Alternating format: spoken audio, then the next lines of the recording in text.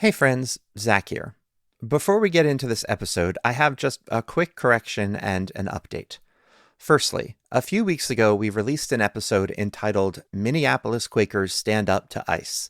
And while it's true that many of the demonstrations that were discussed happened in Minneapolis, 3 of the 4 guests were actually from St. Paul. St. Paul often gets subsumed by Minneapolis in the popular news media, and we deeply apologize for falling into that same overly simplistic trap. Thank you for reaching out and letting us know. Secondly, today's episode is about Quakers and AI, and it was finished before OpenAI's agreement to work with the Pentagon and the revelations about how the Department of War is already using Anthropic's Claude AI in Venezuela and in Iran. So I wanted to acknowledge that I did not speak to any of our guests about AI's use in warfare. However, there is still plenty of Quaker wisdom that speaks to AI's environmental, societal, educational, relational, and spiritual impacts. So, without further ado, let's get started.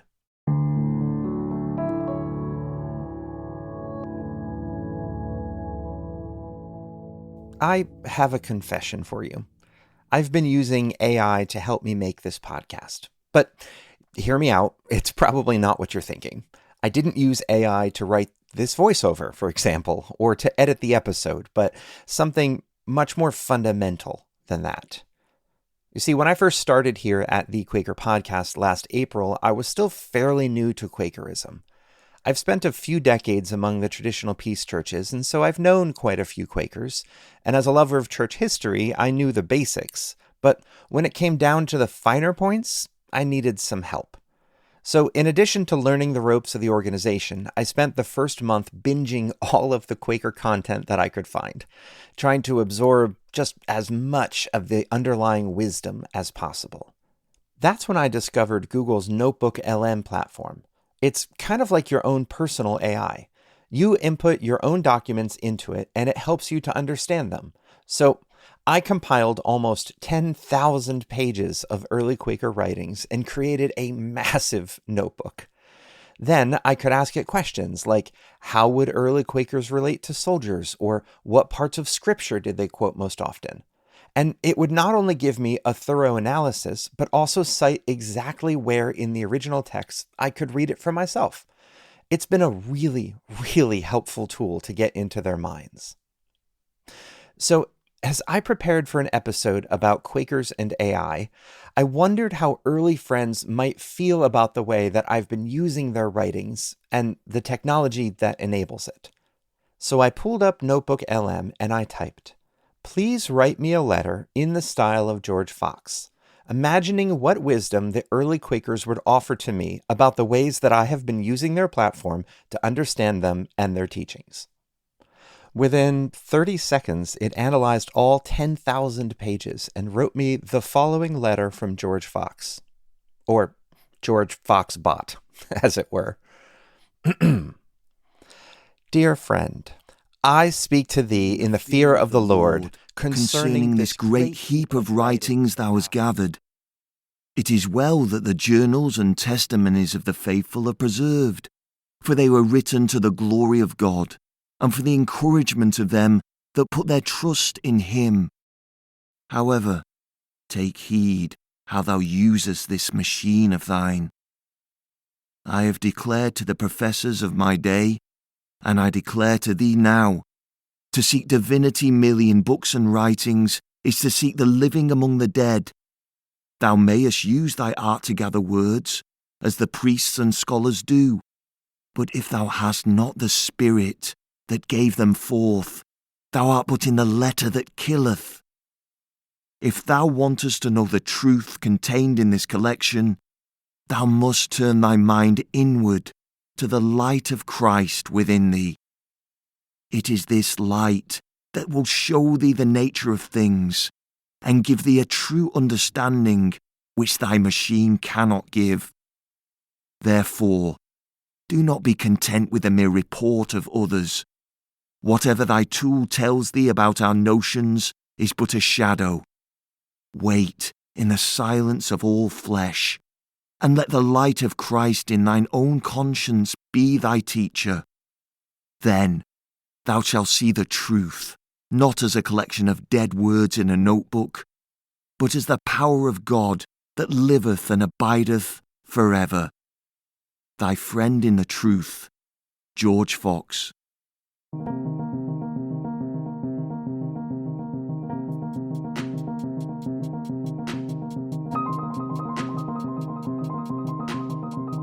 The Quaker podcast. Story, spirit, sound. So I took its advice. I closed the app and I reached out to some real humans who helped me to discern the truth about what's really going on here. My name is Kenneth Cukier. I'm the deputy executive editor of The Economist. Kenneth just finished teaching a course on Quakers and AI for Quakers in Britain and has been reporting on this topic for over 20 years. So I figured he would be a good person to help us understand what we're even talking about when we use the phrase artificial intelligence. The term artificial intelligence was coined around 1955 by a bunch of academics who were mostly from the computer science faculty, but from other disciplines as well. And it was originally called cybernetics. And it's, can you get a machine to do the things that a human being would do, to, in a sense, think and come up with decisions like a human being would do that? He says that for decades, this technology was just like a fancy flowchart. Like you tell the computer, if A happens, do B. But recently, we stopped telling the computer how to think and started asking it to guess. Instead of giving it instructions, you give it what the right answer was in other occasions. So if you do that, now you're using data to make the decision, and it's creating an inference of what it thinks the probable answer is. That technique, which is the technique of machine learning, was a radical shift in the world of AI, of how we make decisions, from trying to give instructions to the computer to having the computer infer the answer in a probabilistic way. This shift is what leads us to generative AI, the chatbots that we use today. Kenneth explains it like this. Imagine you took 1 million people's handwriting and you stacked every single letter A on top of each other. And if you superimpose all of the A's together and all of the B's together, you'd have this very blurry, because it would be like out of bounds sort of ways. Your B is different than my B. You'd have a perfect B, the or archetypal B, but you'd have the B in the wild, what it looks like in everywhere else. You could take that same idea with a corpus of text. Say you take all the words that ever existed, all the literature in the English language, and you find these connections as well. I'm simplifying for the example, and you superimpose it all. And suddenly when you say, give me a version of an instruction manual of how to get a DVD player to work in the style of the King James Bible, it can recreate that, because it has the ability to identify King James Bible and know what the text looks like, and the idea of an instruction manual for a DVD player, and it can bring those two things together and do it in an incredible way.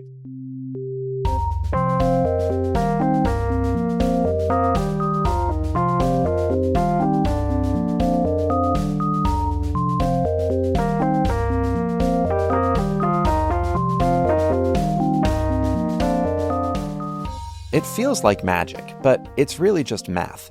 It's a probability machine predicting the next word based on the average of everything that it has ever read. And so that's where we've been challenged, is this idea that machines could tell us what to do, make plans for us, impersonate us, etc., in ways that essentially, when it boils down to it, are all based in math and probability, but feel like they can replicate some of our humanity in what they produce. That's Adina Dershowitz, the director of the 4th Century Center at Abington Friends School. While many of us were marveling at the magic trick, her school hit an inflection point. They realized this wasn't just a new calculator. It had the potential to completely disrupt the growth and education of the children in their care. It was the same time when Jonathan Haidt's book, The Anxious Generation, came out, and schools around us were making decisions fairly quickly around how they wanted to pivot. And in our practice, the sometimes we need to make quick decisions. This was not something where we felt we needed to move quickly. We felt that we needed to move intentionally and thoughtfully and frankly devote the whole school year to think about technology and education across multiple areas. They decided to slow down. They created an inquiry lab to figure out what this tool would actually do to their community. And almost immediately, they ran into an ethical issue. This cloud of wisdom, it runs on fossil fuels. So there's a significantly larger carbon footprint and footprint in terms of the mining of rare earths and damage to the environment this is done in creating AI than, say, compared to just doing a traditional Google search, for example.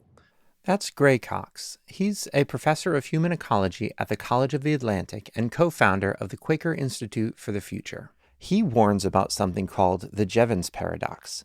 This is the economic rule that says that as technology becomes more efficient, we don't use less energy, we actually use more, because we start using that technology for every little thing.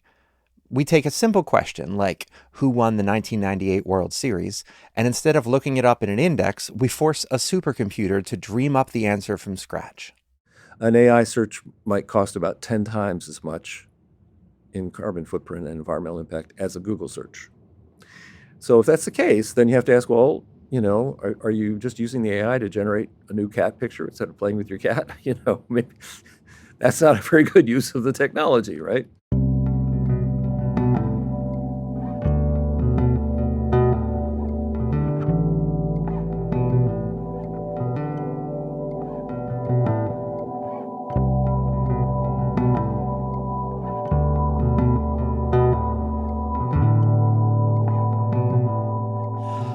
It's a valid critique. It doesn't seem worthwhile to burn down the planet to generate cat pictures. But Kenneth argues that we might be looking at this through a keyhole. We often get these things wrong because we're living in sort of a bubble of the now, not the tomorrow. So I think that in the same way that at the turn of the century, um, people thought that that cars were going to be great because there would be less pollution, and to get rid of what was called dust. And the dust that was being referred to in the newspapers was dried horse manure that was then put into the air, right? That was hurting people's lungs, right? And the automobile, by burning gasoline and not having the manure that would then dry and go up, was going to be a technology that would be less polluting. The car solved the manure problem, but gave us the smog problem. Kenneth believes that AI might solve the smog problem by accelerating the energy transition. There's so much excellent activity happening for renewable energy in the energy transition that I'm in favor of it. And I think that energy transition is going to be sped up considerably because of AI. And I think that the energy consumption of AI is in 10 years is just not going to be talked about when we have fusion and green energy thanks to AI. And to be fair, he's not just being an optimist. We're already seeing AI being used to optimize energy grids and to be able to handle renewable resources more efficiently. Researchers are using AI to solve the complex physics of nuclear fusion, and the sheer cost of powering these data centers is driving massive corporate investment into new battery technology and green infrastructure. It's entirely possible that the hunger of the machine is exactly what will force us into finally upgrading our grid. But that's a long-term hope, and we're living in the short-term reality of now. So we're left holding attention, something that Quakers are very good at. One thing that we've had to lean into quite heavily in this work is that multiple truths can exist at the same time. In a room of teachers discussing this question, we'll have a teacher who is highly concerned about academic integrity. We'll have a teacher who thinks these tools are wildly powerful in terms of opportunities for learning. And we'll have a teacher who's starkly opposed to using these tools because of the environmental impact. And all three of those teachers are right. So we do need to keep our eyes open and our ears open to the costs of these tools, both societally, environmentally, in terms of skill development, dependency, all of those things. We can't pretend those things don't exist, and we have to unearth them constantly. So there are opportunities to do good with these tools. I think we can't deny that. And at the same time, there are opportunities to do harm with these tools. So it's definitely a complex challenge to navigate. We usually think of that harm in terms of burning coal or mining lithium, but there's a quieter, more seductive danger lurking in the machine. It isn't just about what the technology consumes, it's about what it replaces. What happens when we start outsourcing the heavy labor of being human? That's coming up right after a short break. Stay tuned.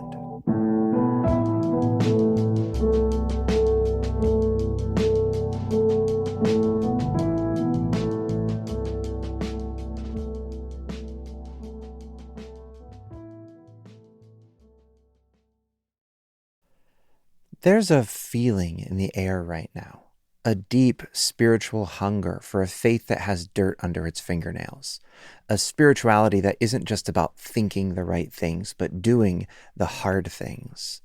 That desire to see faith in action is exactly what brought Galen Miller to Quakerism and to this podcast. Galen is a new supporter from the Pacific Northwest, and he told me that when he started looking for a spiritual home, he was using a very specific criteria. And I was looking for ways to help in my own community. And I was looking for where are the helpers? And I started remembering the Quakers. I remember, a lot of the Quakers that I knew in Ohio were part of the peace and justice movements. And I just kind of was like, okay, well, where are they here? Galen eventually found a small local worship group, but he also wanted to connect with Quakers' long history of radical action. And that search led him to a certain outspoken abolitionist who is on our logo for Season 3. I was a fan of Benjamin Lay. I had heard of him before, and that episode popped up, and I was like, who are these people that, one, know about Benjamin Lay and are talking to about him, and this is amazing. When I started listening to the podcast, and especially the interviews, kind of mid-episode, it gave me that sense of there are other people in similar situations, and that was really, really important, and it's still kind of a central part of how I practice.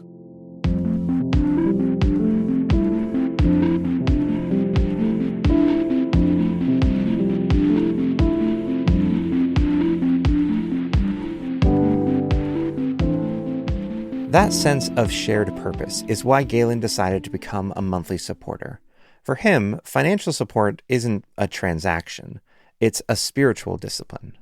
The simplicity testimony really touched me in a way that I didn't think it would. And so I started really focusing in on things that I thought were important and trying to get rid of things that weren't helping me in some way. And this podcast has been so valuable to me for that sense of community and that sense of how do we help other people.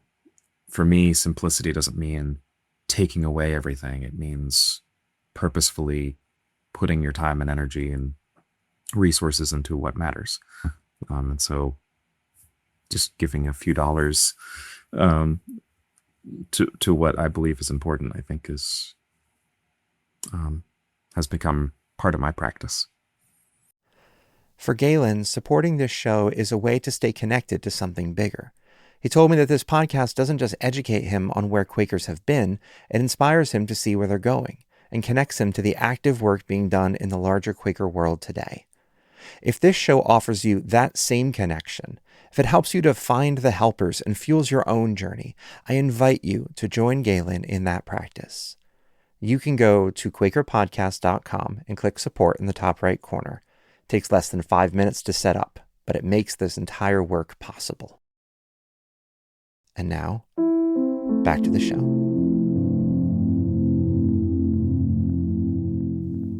Welcome back.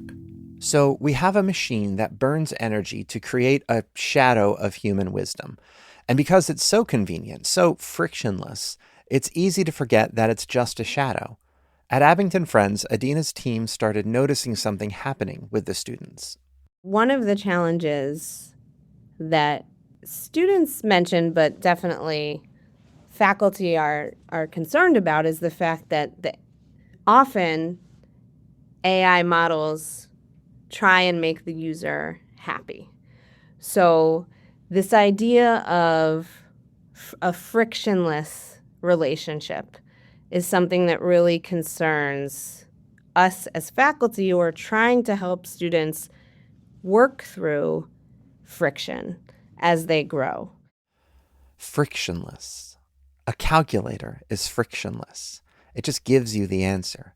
But a friendship, a community, that requires friction. And in a world of loneliness, a frictionless friend is incredibly tempting. A character AI or some version of that, or a chatbot that essentially removes all friction, tells children what they want to hear, and provides them with a sense of companionship, not obviously real companionship. How are they going to experience the friction so that they can cope with the next level up as they grow into adults? The danger is that we start mistaking the simulation for the real thing. Kenneth warns that just because the machine can speak our language, that doesn't mean it has a soul.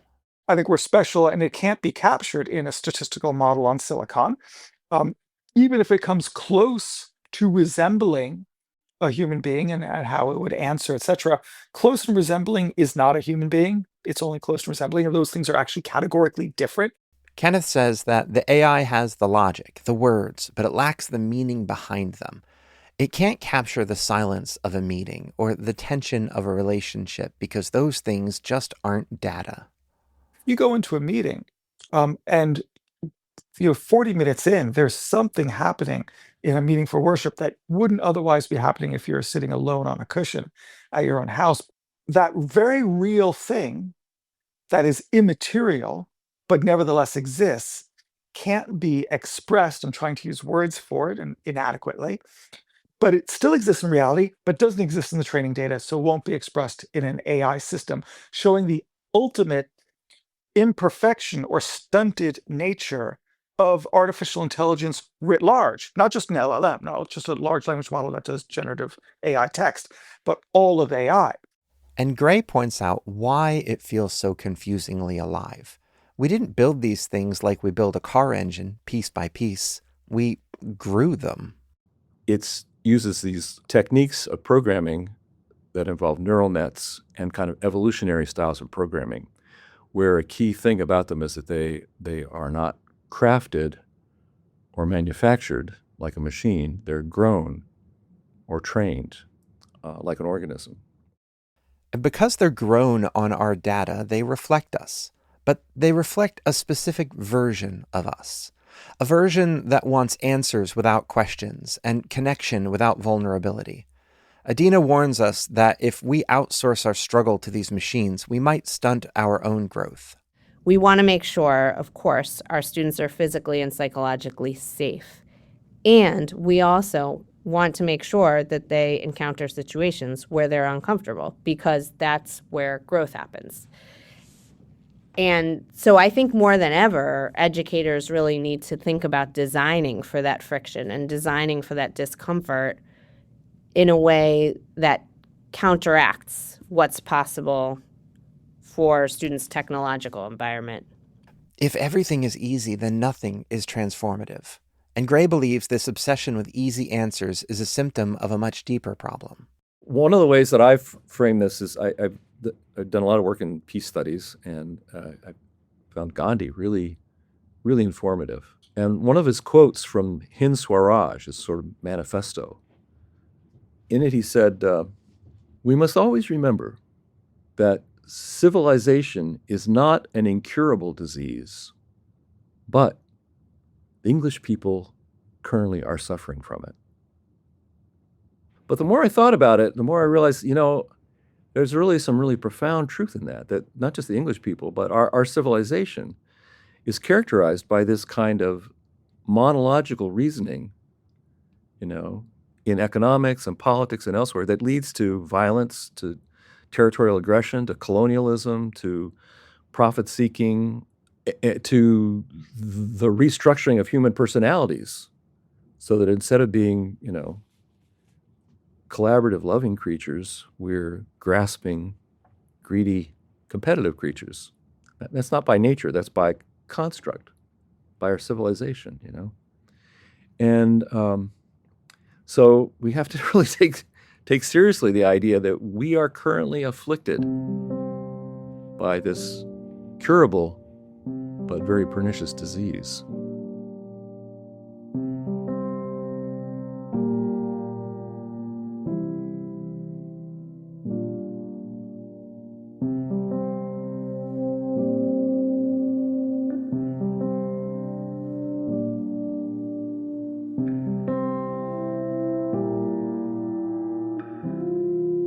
If our civilization is suffering from a disease of machine-like thinking, obsessed with speed, efficiency, and profit, then Gray believes we already have the cure.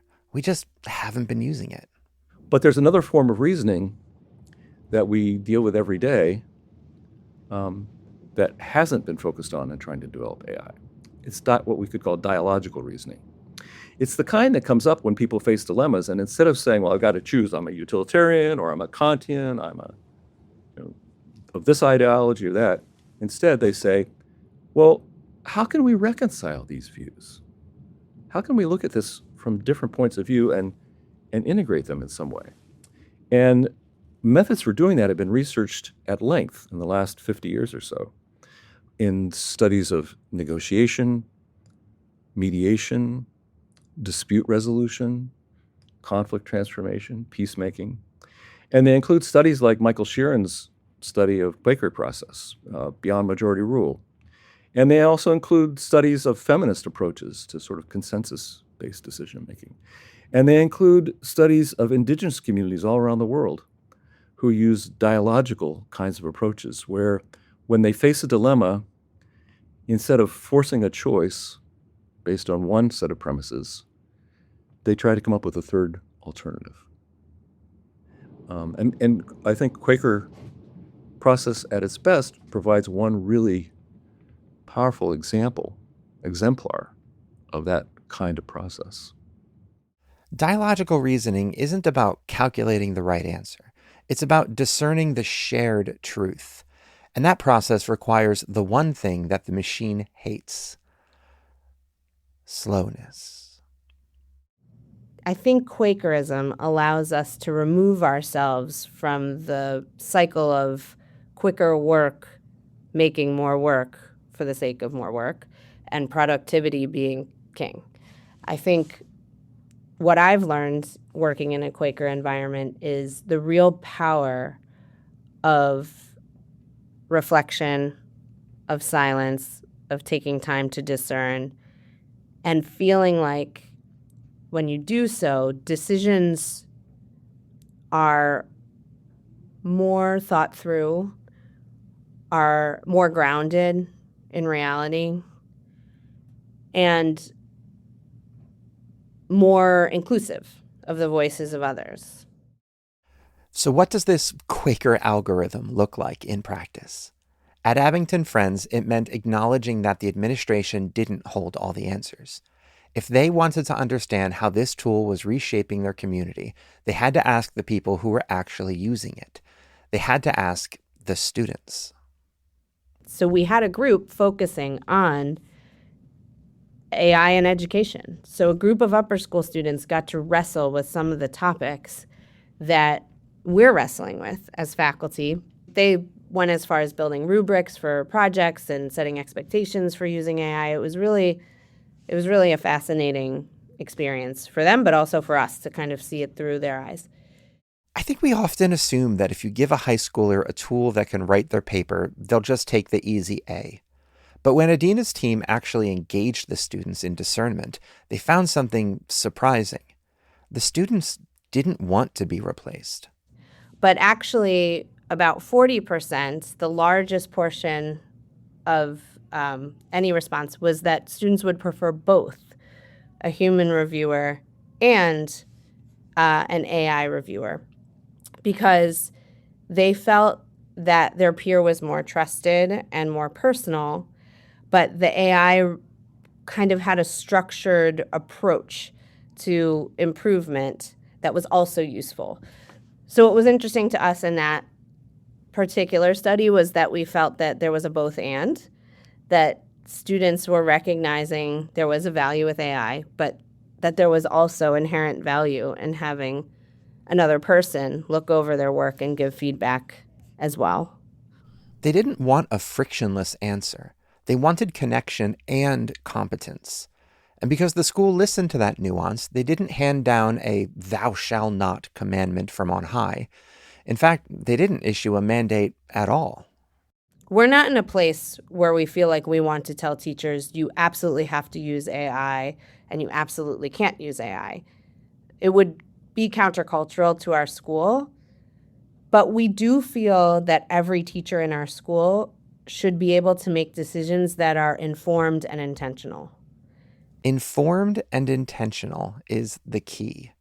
Because the world outside of the Quaker Meeting House is not asking us to be intentional. It's forcing this technology on us at every turn.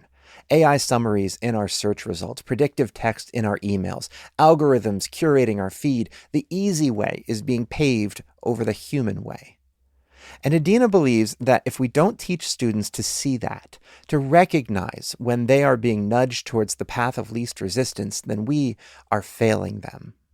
And we also feel that we're sometimes pushing against a large industry that is seeking profit and power and that is less concerned for some of the guardrails that we would like to see. So we as educators have to teach students how to build their own guardrails as part of how we teach them to use technology. If the world is offering you a frictionless life, where AI writes your emails, summarizes your meetings, and even simulates your friends, then the Quaker act of rebellion is to choose friction. It means saying, well, I could have this bot write this condolence note in 3 seconds, but I'm going to choose the friction of writing it myself, because the struggle to find the words is where the love is. And likewise, the friction between us is where the real truth lies. In various ways, people have struggled, but they've made a shift to sort of seeing a shift towards more of a first-person plural understanding of knowledge and truth, where knowledge and truth is not something that I get through my action, but it's something that we arrive at as it emerges through our collective discernment. And the we is coming increasingly to include, plants and animals and other organisms as part of an ecosystem of the larger we of Earth. And I think increasingly, especially as it gets developed in different ways, AI in its different forms may begin to be an increasingly important part of that we, that we need to be thinking about how it's structured and incorporated, but that it's a part of the we. It's not just a thing off in a room somewhere. Yeah, a lot more to say about that, but to puzzle over it, yeah.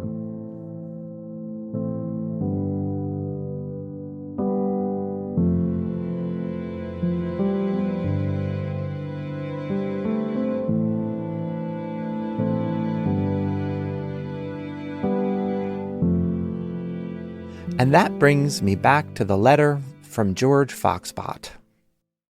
Therefore, do not be content with the mere report of others. Whatever thy tool tells thee about our notions is but a shadow. Wait in the silence of all flesh, and let the light of Christ in thine own conscience be thy teacher. Then thou shalt see the truth, not as a collection of dead words in a notebook, but as the power of God that liveth and abideth forever. The machine was right to point me away from itself. It could give me the words, it could synthesize the data, but it could not bring me to the truth. Because truth is not something that you download. It's an emergent phenomenon that happens between us. It comes from the friction, from the messy discomfort of being a human. Like wind chimes in the breeze. If they never touch, if they never collide, then there is no music. The truth is the friction. So, for me personally, I think I'll keep using my AI tool, but only as a first step. If it ever replaces actual human connection or my own inner work of discernment, then I need to be okay with deleting it. I'm also choosing to stay informed on the actual environmental impact of my technological choices, both in terms of AI and all of the other ways that I move through the world. I want to be deeply intentional here, and I'm actively choosing not to build a frictionless life. But I also know that I don't have all this figured out yet. None of us do. So instead of wrapping this up with a neat little bow, I want to invite you into a dialogue. Let me know in the comments, on social media, or in our Discord server how this episode resonates with you and what wisdom you have to add to this incredibly important global conversation.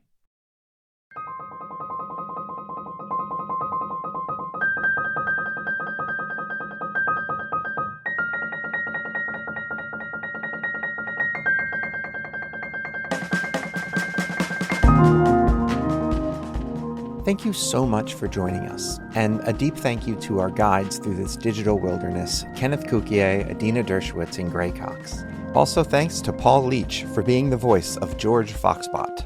You can head over to QuakerPodcast.com for a full transcript of this episode, plus links to more resources from our guests.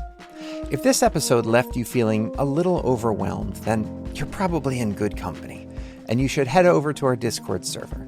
It's a place where we're trying to bring our authentic selves, rough edges and all, to create a real community in a digital space.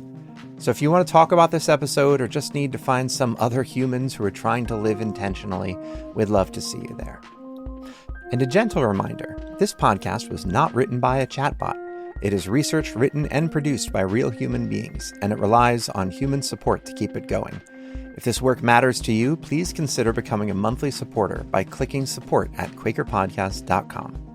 This episode was hosted, produced, and edited by me, Zach Jackson. The music was written and produced by John Watts. And now, your Daily Quaker Message, as read by Kent Letourneau. Isaac Pennington, 1675. Give over thine own willing, give over thine own running, give over thine own desiring to know or be anything, and sink down to the seed which God sows in the heart, and let that grow in thee, and be in thee, and breathe in thee, and act in thee, and thou shalt find by sweet experience that the Lord knows that, and loves, and owns that.